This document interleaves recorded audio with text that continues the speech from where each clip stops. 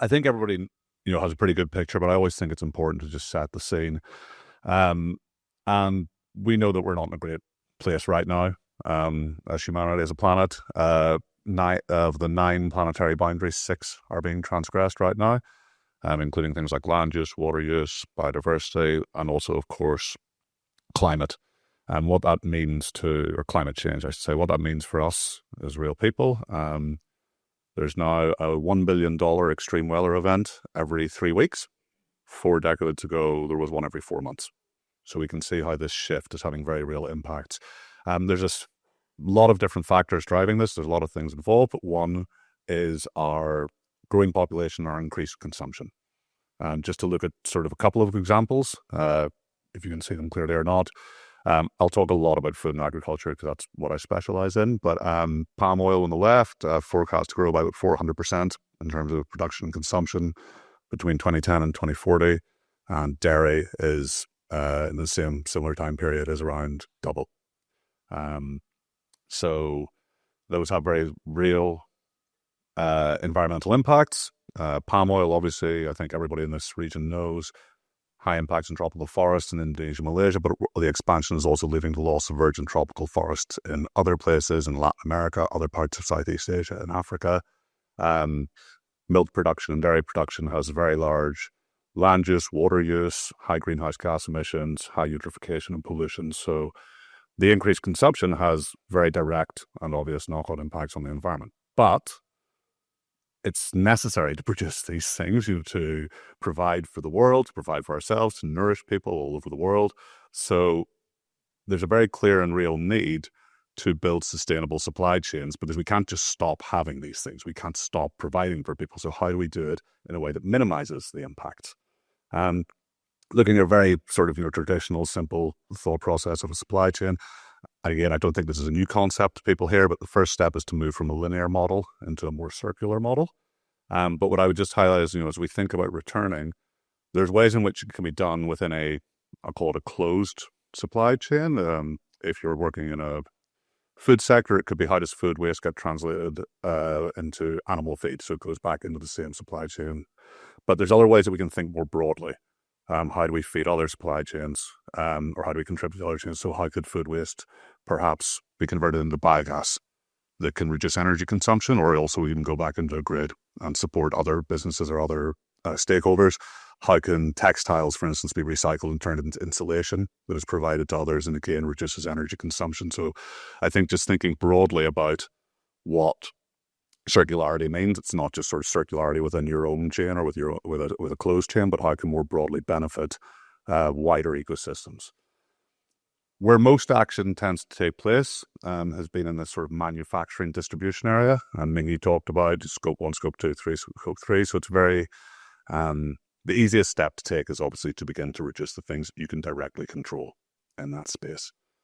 There are lots of really good examples of how this is being done. One is just to sort of start off by creating efficiencies, reducing wastage, reducing losses. Again, sort of looking at food, there's some simple but very effective examples. There was a bagel company in the US, and what they found was they were topping the bagels with seeds, and what they found was the hopper that dropped the seeds was wider than the conveyor belt. So literally just every single bagel had a huge amount of wastage just going on the floor. All that food waste represents emissions that didn't need to be created, whether it's in land conversion, the processing, the transport, et cetera, et cetera. So by changing the infrastructure, they were able to reduce emissions from that perspective. Even simpler solutions in parts of Africa where storage containers being changed from canvas sacks to hermetically sealed bags to keep grains and seeds fresh and reduce the introduction of pests and so on. But then, of course, there's ways to tackle energy consumption, transport, and so on. I have a few videos through this, so I'll just show you one example of maybe. Refrigerating and freezing food is essential to keep it fresh and safe. But there is an environmental cost with the food cold chain accounting for 4% of all greenhouse gas emissions. As well as cutting food losses, it is necessary to use clean energy in the supply chain. WWF China is working with major companies across the country to reduce and replace refrigerants that have high global warming potential shift to electric vehicles, and introduce new standards in cold chain warehousing and transportation. Pilots conducted as part of the China Sustainable Food Cold Chain Initiative have shown the environmental and economic benefits of implementing these approaches, and recent policy actions from the Chinese government are paving the way for the development of a clean, efficient, and sustainable cold chain. So, really positive developments. Just one example of how we can shift to cleaner forms of energy, reduce inputs, and begin to create more efficiency and mitigate the emissions coming from direct control of the chain.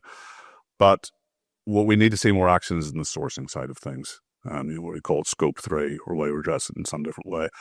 Research from CDP has shown that only 15% of businesses are really tackling this area and looking across the chain. And what that ultimately means is that we're ignoring a huge amount of emissions. Mingy's already referred to some of this, but again, if we look at the food and agricultural system, only 18% of food-based greenhouse gas emissions come from processing, transport, packaging, retail. Over 80% comes from the actual production of the food in the first place in terms of the land use, the inputs, and emissions from cattle and livestock and so on.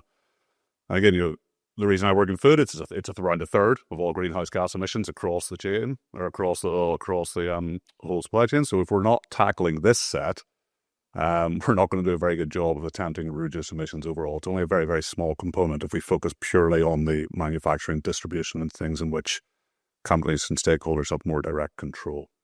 Now, just in case there's any doubt, I think everybody here is here for a reason. We all believe in this. But in case there's any doubt around the need for action, it's not just a sort of an environmental perspective. For businesses, there's obviously a real business need to create this transformation as well.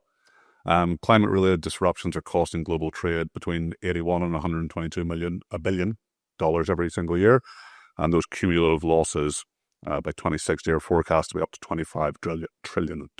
So, if businesses aren't addressing the biggest cause of emissions from the products that they're actually sourcing and selling and distributing, we're going to continue to see real business impacts. They're going to continue to suffer. So there's a very, very real and clear business need as well as environmental and moral imperative to take action.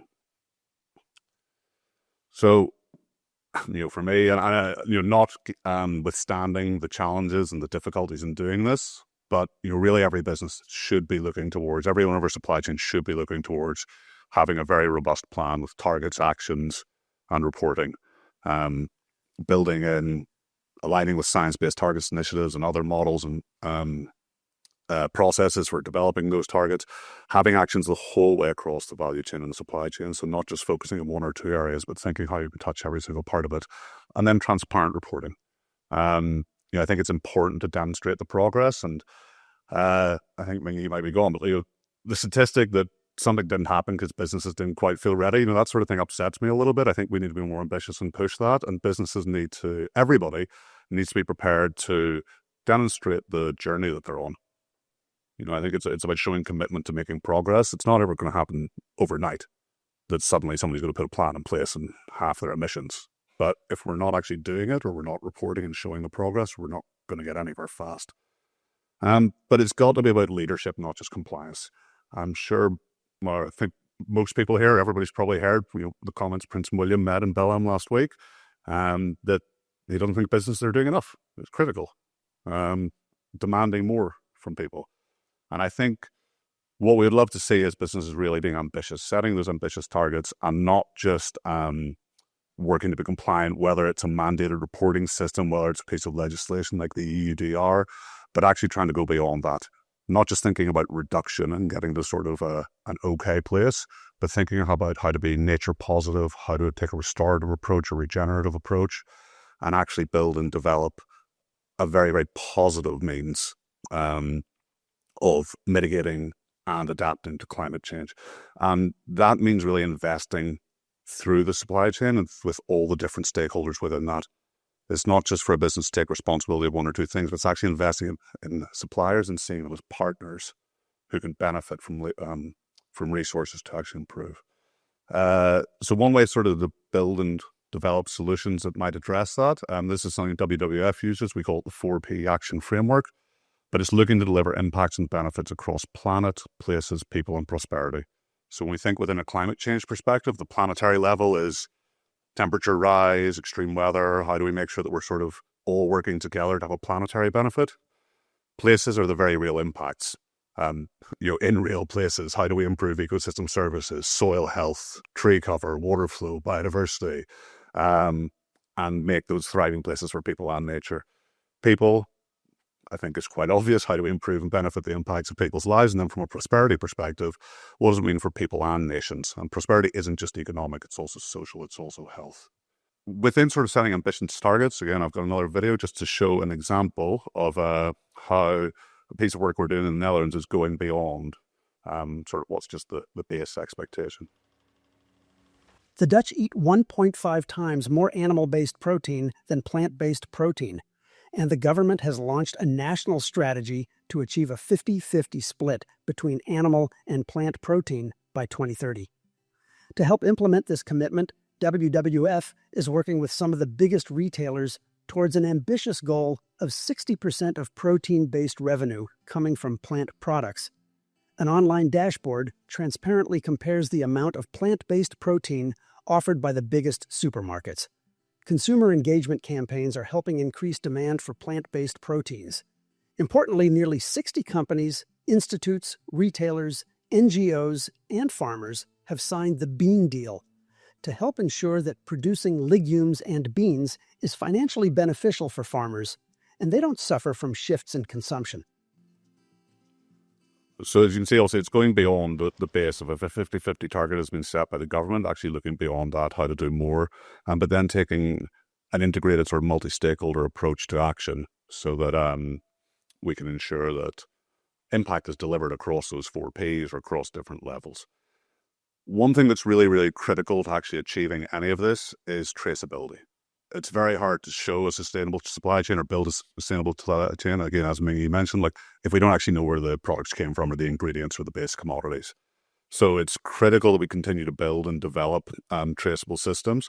Again, there's lots of great solutions. Really quick video, I think it should be time to play it. I'll let somebody smarter than me explain it. There he is. If we don't improve traceability and we don't put technology mechanisms in place to address illegal fishing, then we're going to see continued declines in our fisheries. Because of the nature of the blockchain, because it's immutable and it's distributed and it's tamper-proof, it creates an opportunity for verification and validation. It allows retailers and buyers to have confidence as to the attributes of that fish, how it was produced, where it was produced, what kind of vessels caught it. If you have the opportunity as a consumer to know with confidence that you're buying from a fishery that engages in sustainable and ethical practices, then of course you would want to be there. It's really exciting to think about the potential for that technology and what it could mean in terms of helping consumers make the right choices and drive things in sustainable and ethical direction. See, that's specifically talking about a piece of technology called OpenSC, but there are others, and it's blockchain enabled. So it's literally scanning a QR code across different steps of the chain to create that ledger of where things have come from and how they've been sourced. But what's critical within that is, again, that there needs to be investment in developing these solutions, but there also has to be investment through the different steps of the supply chain and in the different stakeholders, whether that's coming from businesses, governments, independent financiers. There's no point building these technologies if the farmer or the root producer at the sort of the start of the chain doesn't have the mobile phone or the technology with which to participate. So again, it's very much about building partnerships and building supply chains which bring people together to enable that ability to measure and then deliver the impact. So it is possible. Together we can do this to build different supply chains that are sustainable. There are actions that can be taken by all different stakeholders: business, government, financiers, individuals. And I think, I just encourage everyone, if you're in a business, set ambitious targets. You don't hold yourself back because you're worried about not being able to achieve. Be ambitious, set those targets. Policies and legislation are great. So although I say it's not, we should be looking beyond that, it's still an important thing. And then we need the money. And I think the last thing I'd say, just as individuals, we shouldn't forget the role we can play as consumers, especially when it comes to food and agriculture and other consumable products.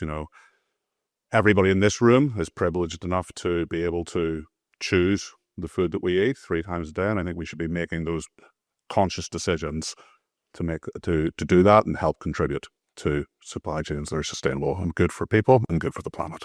Thank you very much.